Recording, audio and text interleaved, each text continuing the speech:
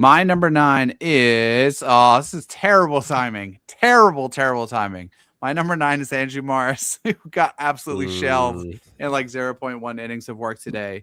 I simply gave Morris a nod over a couple of other guys just based on seniority more than anything else, right? He's had multiple seasons of AAA experience at this point.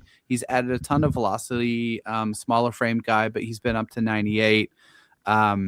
And he's knocking on the doorstep, today's performance notwithstanding. I think he's one of the first of the next batch of guys up who should start in the rotation at St. Paul in 2026. I think the questions with Morris remain, are you going to generate enough swing and miss in the strike zone to be able to get major league hitters out? If we look at his strike rate, and he's always had like excellent control, but his strikeout rate at AAA last year was 22.4%. That is just a little bit worrisome to me, and I think that's the big remaining question. It's almost a little bit of a like, he has 5 pitches and they're all fine, but none of them are really, really great. So those are the questions he has to answer. Where did you guys have Morris on your respective lists?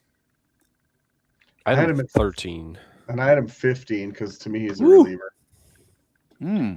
He's a reliever, and 15. And I had him. I mean, in with my next group of pitchers, I'm not the guy. I'm not as high on him as you are, obviously. And I thought 15 felt decent. How about you, Theo?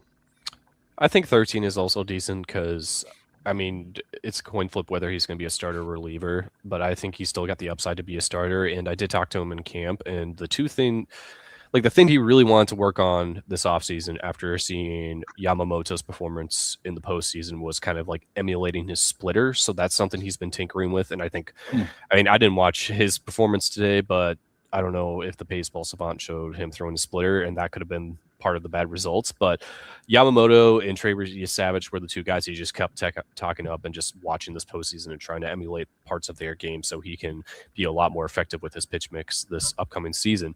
I still think he's obviously going to be a part of the Saints rotation opening day. I mean, he's likely to be pushed to more of a reliever role, I'd say, in the second half of the season. We'll see how things play out. But as we know, pitcher arms are very tender and very easy to be injured, as Pablo Lopez, I mean, God bless him for making 12 years before he needed to get a second Tommy John surgery, because that's a rarity in itself. But, their arms are very fragile and they're going to need the depth. And I think he's kind of just higher up on who they have in terms of starting pitchers at AAA. They're willing to keep in the rotation right now. I mean, I think he's definitely higher up than Connor Prelip in terms of just staying a starter long term.